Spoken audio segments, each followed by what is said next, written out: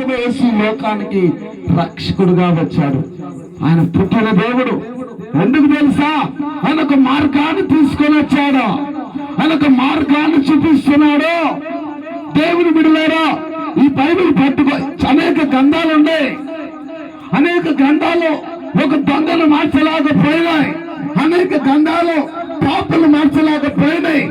అనేక గ్రంథాలు వ్యభిచారాలు మార్చలేకపోయినాయి. అనేకమైన శాస్త్రాలు ఏమి మార్చలా. ఈ గ్రంథము పట్టుకున్న ప్రతి వ్యక్తి దొంగతనం మారాడా?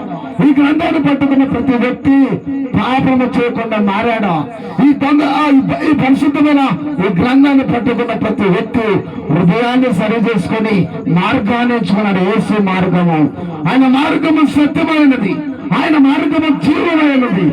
ఆయన జీవపు మార్గాన్ని ఈ లోకానికి వచ్చి మార్గాన్ని చూపిస్తున్నాడు.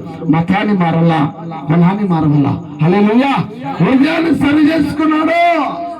హృదయాన్ని సరి చేసుకొని ఒక మార్గంలో ఉన్నదని మార్గాన్ని చూపిస్తున్నాడండి.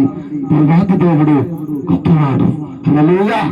ప్రజలందరికీ దేవుడు. ఆయన ఒక కులానికి కాదు, అందరికీ ప్రభు. ఆ ప్రభు చెప్తున్నాడు ఈ లోకానికి వచ్చి.